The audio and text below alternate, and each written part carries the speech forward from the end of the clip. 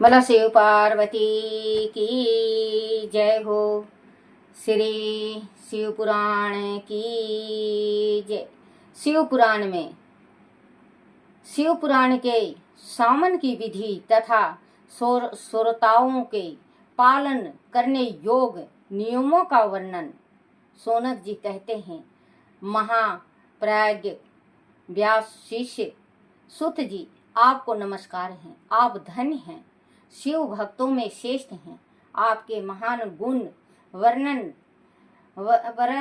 करने योग्य हैं। अब आप कल्याण में शिव पुराण के सामन की विधि बतलाइए, जिससे सभी श्रोताओं को संपूर्ण उत्तम फल की प्राप्ति हो सके। सुत जी ने कहा, मुनि सोनक, अब मैं तुम्हें संपूर्ण फल की प्राप्ति के लिए शिव पुराण के सामन की विधि बता रहा हूँ। पहले किसी ज्योतिषी को बुलाकर दान मान से संतुष्ट करके अपने सहयोगी लोगों के साथ बैठकर बिना किसी विघ्न बाधा के कथा की समाप्ति होने के उपदेश से शुद्ध मुहूर्त का अनुसाधन कराएं और प्रयत्न पूर्वक देश देशांत में स्थान स्थान पर वह संदेश भेजें कि हमारे यहाँ शिव पुराण की कथा होने वाली है। अपने कल्याण की इच्छा रखने वाले लोगों को उसे सुनने के लिए अवश्य पधारना चाहिए। कुछ लोग भगवान श्री हरि की कथा से बहुत दूर पड़ गए हैं। कितने ही स्त्री शुद्ध आदि भगवान शंकर के कथा कीर्तन से वंचित रहते हैं। उन सब को भी सूचना हो जाए, ऐसा प्रदान करना चाहिए। देश में जो भगवान शिव के भक्त हों तथा शिव कथा के कीर्तन और श्रवण के लिए उत्सुक हों, उन्हें सबको आदर पूर्वक बुलवाना चाहिए और आए हुए लोगों का सब प्रकार से आदर सत्कार करना चाहिए।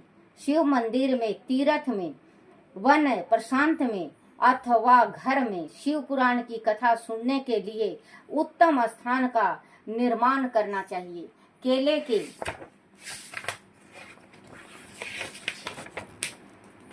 खंभों से सुशोभित एक ऊंचा कथा मंडप तैयार कराएं। उस सब और फल पुष्प आदि तथा सुंदर चंदेवे से अलंकृत करें और चारों ओर ध्वजा पताका लगाकर तरह तरह के सामानों से सजाकर सुंदर शोभामान बना दें। भगवान शिव के प्रति सब प्रकार से उत्तम भक्ति करनी चाहिए।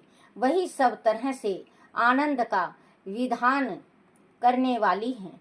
परमात्मा भगवान शंकर के लिए दीप आसन का निर्माण करना चाहिए तथा कथा वाचक के लिए भी एक ऐसा दीप आसन बनवाना चाहिए जो उसके लिए सुखद हो सके। मुनि नियम पूर्वक कथा सुनने वाले श्रोताओं के लिए भी यथा योग सुंदर स्थानों की व्यवस्था करनी चाहिए। अन्य लोगों के लिए साधारण स्थान ही रखने चाहिए, जिसके मुख से निकली हुई वाणी देहधारियों के लिए कामधेनु के समान अविष्ट फल देने वाली होती है। उस पुराण विधान वक्ता के प्रति तुच्छ बुद्धि कभी नहीं करनी चाहिए। संसार में जन्म तथा गुणों के कारण बहुत से गुरु होते हैं, परंतु उन सब में पुराणों का ज्ञान विद्वान ही परम गुरु माना गया है।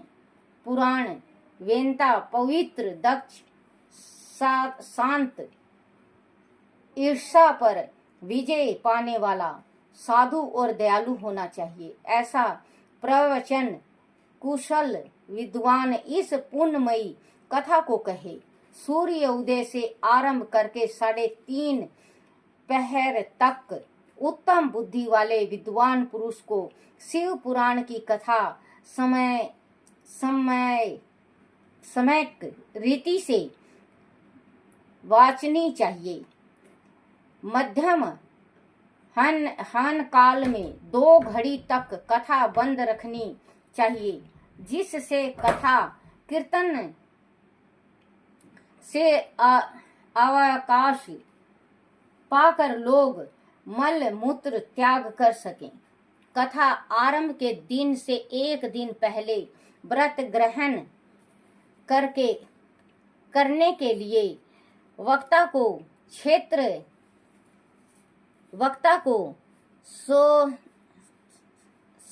सोत्र करा लेना चाहिए। जिन दिनों तक कथा हो रही हो उन दिनों प्रयत्न पूर्वक प्रातः काल का सारा नित्य कर्म संक्षेप से ही कर लेना चाहिए। वक्ता के पास उनकी सहायता के लिए एक दूसरा वैसा ही विद्वान स्थापित करना चाहिए। वह भी सब प्रकार के संशयों को निवृत्त करने में समर्थ और लोगों को समझाने में कुशल हो। कथा में आने वाले विघ्नों की निवृत्तियों के लिए गणेश जी का पूजन करें। कथा के स्वामी भगवान शिव की तथा विशेषत शिव पुराण की पुस्तक की भक्ति भाव से पूजन करें। तत्पश्चात उत्तम बुद्धि वाला श्रोता तन मन से शुद्ध एवं प्रसन्न चित्त हो आदर पूर्वक शिव पुराण की कथा सुने। जो वक्ता और श्रोता अनेक प्रकार के कर्मों में भटक रहे हों, काम आदि 6 विकारों से युक्त हो, स्त्री में आसक्ति रखते हों और पखंड पूर्ण बातें करते हों, वह पुराण के भागी नहीं होते।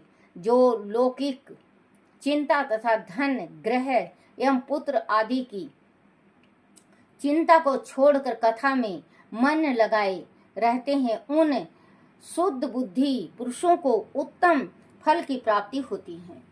जो श्रोता श्रद्धा और भक्ति से युक्त होते हैं, दूसरे कर्मों में मन नहीं लगाते और मौन पवित्र एवं उदय ग्रह शून्य होते हैं, वह ही पुण्य के भागी होते हैं। सूत जी बोले, सोनक, अब शिव पुराण सुनने का व्रत लेने वाले पुरुष के लिए जो नियम है उन्हें भक्ति पूर्वक सुनो। नियम पूर्वक इस श्रेष्ठ कथा को सुनने से बिना किसी विघ्न बाधा के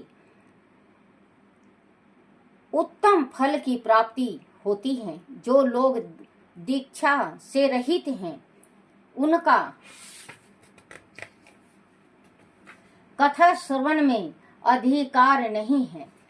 जो बच्चों इसमें बताया है कि जो मतलब गुरु दीक्षा नहीं लिया है, गुरु दीक्षा, वो चाहे कुछ भी कर ले, कितना भी पाठ कर ले, कितना भी पूजा कर ले, कितना भी भक्ति कर ले, जब तक गुरु नहीं बनाएगा, जब तक उसका भगवान भी नहीं लेते। क्योंकि देखो इसमें शिव पुराण में स्पष्ट लिखा हुआ है कि अगर गुरु दीक्षा जिसने नहीं लिया हो तो वो कथा का भागीदार नहीं बन सकता। उसको कथा सुनो या ना सुनाओ, सुने या ना सुने। तो अगर मतलब आप किसी को गुरु नहीं बनाना चाहते तो आप शिव भोले को गुरु बना लो, शिव भोले को गुरु बना लो तो आपके गुरु हो जाएंगे। तो गुरु बहुत जरूरी है। गुरु बिना ज्ञान नहीं, गुरु बिना गति नहीं, गुरु बिना मुक्ति नहीं। गुरु है तो सब कुछ है, गुरु है तो हमारा परलोक खुला हुआ है, और गुरु नहीं बनाओगे तो हमारा परलोक भी नहीं खुला है। क्योंकि गुरु बनाना हमें उतना ही जरूरी है जितना हमारे शरीर को, हमारे पेट को भोजन की आवश्यकता है। गुरु बनाना उतना ही जरूरी होता है जितना जरूरी हमारे इस शरीर में आंखें हैं, गुरु बनाना उतना ही जरूरी है। क्योंकि गुरु बिना मुक्ति नहीं मिलती। तो मैं एक किस्सा याद आ गया मुझे। एक दफे नारद जी नारायण नारायण करते हुए विष्णु लोग गए। जब विष्णु भगवान के सभा में बैठे वो बातें करने लगे, बातें कर कुरा के वो उठ के चले गए। तो उन्होंने जैसे ही मतलब है ये नारद कुछ दूर गए नारद जी, तो उनको अचानक याद पड़ा कि मैं विष्णु भगवान से जो चीज पूछने आया था वो तो मैं पूछा ही नहीं। मुझे तो विष्णु भगवान के पास में जिस वास्ते आया मैं तो भूल गया। वो वापसी आया तो क्या देख रहा है कि जिस जगह पे नारद जी बैठे थे सवा हाथ उस स्थान को उसकी मिट्टी निकाल के फेंक रहे हैं और वहां पे गोबर मिट्टी से लीप रहे हैं। तो इनको बहुत अचंभा हुआ नारद को। बोले भगवान मैं ब्राह्मण हूं, मैं ब्रह्मा का पुत्र हूं और ये अनर्थ कैसे।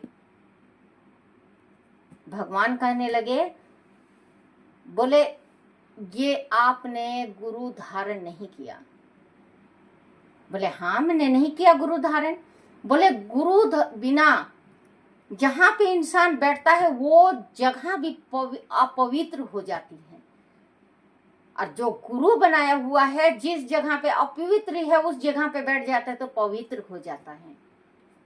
तो बोले मैं गुरु किसको बनाऊं, क्योंकि मैं तो ब्रह्मा का पुत्र हूं, मैं तो ब्राह्मण हूं, मैं गुरु किसको बनाऊं। भगवान कहने लगे, बोले कि सुबह तुम 4 बजे उठो जैसे उठते हो और आप बाहर घूमने के वास्ते निकल जाओ। आपको रास्ते में जो भी मिले गंगा के तट पे आप उसी को गुरु बना लो। अब सवेरे हुआ, सारी रात नींद नहीं आया नारद को, सारी रात नींद नहीं आया, कभी इस करवट कभी इस करवट। भगवान बस उनको यही दिखाई देती कि जिस स्थान पे मैं बैठा था भगवान ने उस स्थान का जमीन की मिट्टी निकलवा दी। गुरु इतना आवश्यक है। सवेरे 4 बजने से पहले ही वो तो गंगा किनारे निकल लिए। वहां पे एक मछुआरा मिला उनको। अब ब्राह्मण में थोड़ा मैह होता है बच्चों, देखो माफ करना, कोई भी ब्राह्मण अगर सुनता हो तो मुझे माफ कर देना, मैं भी ब्राह्मण हूँ। ब्राह्मण में थोड़ा मैह होता है कि मैं ब्राह्मण हूँ। तो कहा, बोले हो मैं तो ब्राह्मण, मैं इतना ऊंचा पदवी का, ये मछुआरा, और मैं इनको गुरु कैसे बनाऊंगा, मैं ब्रह्मा का पुत्र ब्राह्मण, मैं नारद। वो तो आ गए, नहीं बनाया उन्होंने। भगवान के पास आए, खड़े रहे, बैठे नहीं। बोले भगवान सुबेरे में गया था। बोले क्या हुआ फिर। बोले एक मछुआरा मिला था। बोले मैंने तुमसे यही कहा था कि अगर कोई भी मिले तुम्हें 36 जाति में कोई भी मिले, तुम सुबेरे सुबेरे उनको गुरु बना लो। कहे भगवान मैं ब्रह्मा का पुत्र ब्राह्मण नारद, मैं कैसे बनाऊं मछुआरे को। बोले गुरु गुरु होते हैं, कल सुबेरे अगर आप बना लिए तो तुम्हारा गुरु बन जाएगा, नहीं तो गुरु नहीं बनेगा। तुम सदा जीवन ऐसे ही भटकते रहोगे बिना गुरु के। फिर सारी रात नींद नहीं आई नारद को, सारी रात करवट बदलते रहे। सुबह हुआ और गंगा तट पे निकल गए। वहां पे एक कोढ़ी घिसलता हुआ आ रहा था। नारद के मन में तो आया कि मैं ब्राह्मण होके इस कोढ़ी को गुरु बनाऊंगा, लेकिन भगवान की बातें याद आ गई। बोले भगवान फिर मेरे जहाँ पे मैं बैठूंगा उस स्थान की मिट्टी को निकाल के फेंकेंगे और गोबर और मिट्टी से लिपा जाएगा। मैं तो नापाक हूँ, ब्राह्मण हूँ तो क्या हूँ। चलो कोढ़ी है, भगवान ने कहा है कि अगर अभी नहीं बना तो फिर कभी जीवन में नहीं बना पाओगे गुरु। कोढ़ी से हाथ जोड़ के कहने लगे, बोले आप मेरे गुरु बन जाओ। कोढ़ी करने लगा, बोले मैं तो मांगता हूँ और खाता हूँ, मैं कैसे गुरु बनाऊं। पैर पकड़ लिए, बोले आप गुरु बन जाओ। बोले कान इधर कर। कान जैसे ही, अब तो कान में नहीं बोलते बच्चों, अब जो गुरु बनता है गुरु बनाने जाओगे बिना कान में नहीं बोलते, बिना कान में बोले गुरु नहीं वो होते हैं। आप भी अगर शिव जी को बनाओगे गुरु, तो आप शिव जी के लिंग है जो शिवलिंग, उनके पास कान को लगा देना कि आज से मैं आपको गुरु बना रहा हूँ और आप कोई मंत्र दे दो। आप कान लगा के आंख बंद करके और हृदय से सोचना, जो मंत्र आपके मन में आए तो ये सोच लेना कि भगवान ने हमें चेला बना लिया और हमारे गुरु शिव भोले बन गए और मुझे ये मतलब मंत्र दिया है। ज्ञात्री मंत्र हो, माँ भगवती का मंत्र हो, कृष्ण भगवान का मंत्र हो, वासुदेव का, किसी का भी मंत्र होता है। मंत्र देने लगा वो कोढ़ी, वैसे ही विष्णु भगवान हो गए। तो नारद जी का जो गुरु है वो विष्णु भगवान है। तो कहते हैं कि बिना गुरु के तो गति भी नहीं है, बिना गुरु बिना ज्ञान नहीं, माँ पिता बिना जन्म नहीं, गुरु बिना ज्ञान नहीं, गुरु बिना मुक्ति नहीं। तो गुरु जरूर बनाना बच्चों। तो इस कथा में स्पष्ट लिखा है, होती है जो लोग, देखो, किसी विघ्न बाधा के उत्तम फल की प्राप्ति होती है जो लोग दीक्षा से रहित हैं, गुरु दीक्षा से रहित है, उनका कथा श्रवण में अधिकार नहीं है। अंत मुनि कथा सुनने की इच्छा वाले सब लोगों को पहले वक्ता से दीक्षा ग्रहण करनी चाहिए। जो लोग नियम से कथा सुने उनको ब्रह्मचार से रहना, भूमि पर सोना, पत्तल में खाना और प्रतिदिन कथा समाप्त होने पर ही अन्न ग्रहण करना चाहिए,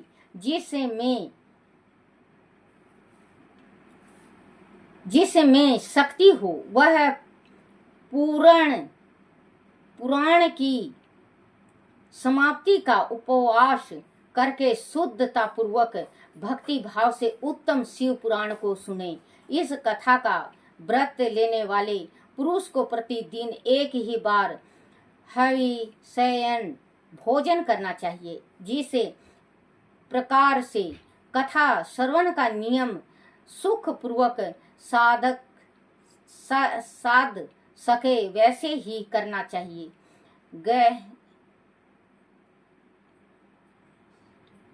गृहस्थी अन्न दाल जला, अन्न सेम मसूर दूषित तथा वासी अन्न को खाकर कथावर्ती पुरुष कभी कथा को ना सुने। जिससे कथा का व्रत ले रखा हो वह पुरुष प्याज, लहसुन, हींग, गाजर, मादक वस्तु तथा आमिष कहीं जाने वाली वस्तुओं को त्याग दे। कथा का व्रत लेने वाला पुरुष काम, क्रोध आदि 6 विकारों को, ब्राह्मणों की निंदा को तथा पतिव्रता और साधु संतों की निंदा भी त्याग दे। कथावर्ती पुरुष प्रतिदिन सत्य, सोच, दया, मौन, सरलता, नियम तथा हार्दिक उदारता, इन सतगुणों को सदा अपनाए रहे। सोरता निष्काम हो या सकाम, वह नियम पूर्वक कथा सुने। सकाम पुरुष अपनी आविष्ट कामनाओं को प्राप्त करता है और निष्काम पुरुष मोक्ष पा लेता है। दारिद्र, क्षण का रोगी, पापी, भागहीन तथा संतान रहित पुरुष भी इस उत्तम कथा को सुने। काक, बंधाए आदि जो कोक बंध्या आदि जो 7 प्रकार की सुने। कोख, बंध्या, बांझ आदि जो 7 प्रकार की दुष्ट स्त्रियां हैं वह तथा जिनका गर्भ गिर जाता हो वह, इन सभी को शिव पुराण की उत्तम कथा सुननी चाहिए। मुनि स्त्री उत्तम कथा सुननी चाहिए। मुनि स्त्री हो या पुरुष, सबको यत्न पूर्वक विधि विधान से शिव पुराण की यह उत्तम कथा सुननी चाहिए। महर्षि इस तरह शिव पुराण की कथा के पाठ एवं श्रवण संबंधी यज्ञों तत्वों की समाप्ति होने पर श्रोताओं को भक्ति एवं प्रयत्न पूर्वक भगवान शिव की पूजा की जाती है। पुराण पुस्तक की भी पूजा करनी चाहिए। तदनंतर विधि पूर्वक वक्ता को भी पूजन करना वक्ता का भी पूजन करना आवश्यक है। पुस्तक को आच्छादित करने के लिए एवं सुंदर वस्त्र पहनाएं और उसे बांधने के लिए ढूट एवं दीप डोरी लगाएं, फिर उसका विधिवत पूजन करें। मुनि श्रेष्ठ इस प्रकार महान उत्सव के साथ पुस्तक और वक्ता की विधिवत पूजन करके वक्ता की सहायता के लिए स्थापित हुए पंडित का भी उनके अनुसार धन आदि के द्वारा उससे कुछ ही कम सत्कार करें। वह आए हुए ब्राह्मणों को अन्न धन आदि का दान करें। साथ ही गीत बाग एवं नृत्य आदि के द्वारा महान उत्सव रचाएं। मुनि आदि श्रोता वीर हो तो उसके लिए कथा समाप्ति के दिन विशेष रूप से उसे गीता का पाठ कराना चाहिए, जिससे श्री रामचंद्र जी के प्रति भगवान शिव ने कहा था, आदि श्रोता गृहस्थल हो तो उस वृद्धा मन को उस सावन कर्म की शांति के लिए शुद्ध हविष्य के द्वारा होम करना चाहिए। मुनि रुद्राक्ष सहित प्रत्येक श्लोक द्वारा होम करना उचित है अथवा गायत्री मंत्र से होम करना चाहिए, क्योंकि वास्तव में यह पुराण गायत्री में ही है। अथवा शिव अक्षर मूल मंत्र से हवन करना उचित है। होम करने की शक्ति ना हो तो विद्वान पुरुष यथाशक्ति हविष्य का ब्राह्मण को दान करें। न्यूनतिरिक्त स्वरूपा दोष की शांति के लिए भक्ति पूर्वक शिव सहस्त्र नाम का पाठ अथवा श्रवण करें। इससे सब कुछ सफल होता है, इसमें संशय नहीं है, क्योंकि तीनों लोकों में उस से बढ़कर कोई वस्तु नहीं है। कथा श्रवण संबंधित व्रत की पूर्णता की सिद्धि के लिए 11 ब्राह्मणों को मधु मिश्रित खीर भोजन कराएं और उन्हें दक्षिणा दें। मुनि आदि शक्ति हो तो 3 तोले सोने का एक सुंदर सिंहासन बनवाएं और उस पर उत्तम अक्षरों में लिखी अथवा लिखाई हुई शिव पुराण की पोथी विधि पूर्वक स्थापित करें। तत्पश्चात पुरुष उसकी आवाहन आदि विधित उपचारों से पूजा करके दक्षिणा चढ़ाएं। फिर जितेंद्रियां आचार्य का वस्त्र आभूषण एवं गंध आदि से पूजन करें। दक्षिणा सहित वह पुस्तक उन्हें समर्पित कर दें। उत्तम बुद्धि वाला श्रोता इस प्रकार भगवान शिव के संतोष के स्रोत लिए पुस्तक का दान करें। शौनक इस पुराण के उस दान के प्रभाव से भगवान शिव का अनुग्रह पाकर पुरुष भव बंधन से मुक्त हो जाता है। इस तरह विधि विधान का पालन करने वाला श्री संपन्न शिव पुराण संपूर्ण फल को देने वाला तथा भोग और मोक्ष का दाता होता है। मुनि शिव पुराण का वह सारा महात्म जो संपूर्ण अविष्ट को देने वाला है मैंने तुम्हें कह सुनाया। अब और क्या सुनना चाहते हो? श्रीमान शिव पुराण समस्त पुराणों के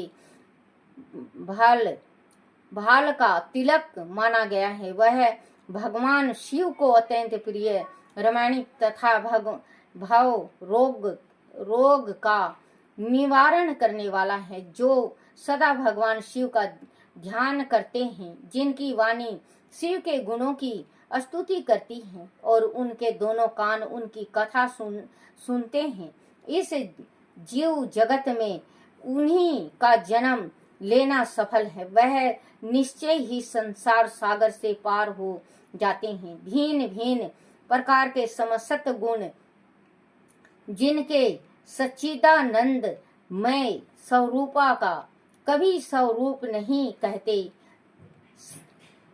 स्वरूपा कभी स्पर्श नहीं करते, जो अपनी महिमा से जगत के बाहर और भीतर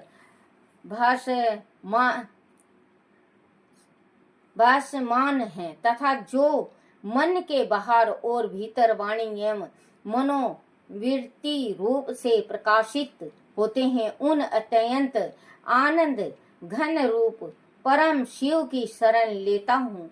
बोलो शिव पार्वती की जय। ओम नमः शिवाय, ओम नमः शिवाय, ओम नमः शिवाय बाबा, ओम नमः शिवाय, ओम नमः शिवाय शंभु, ओम नमः शिवाय, ओम नमः शिवाय शंकर, ओम नमः शिवाय, ओम नमः शिवाय, ओम नमः शिवाय।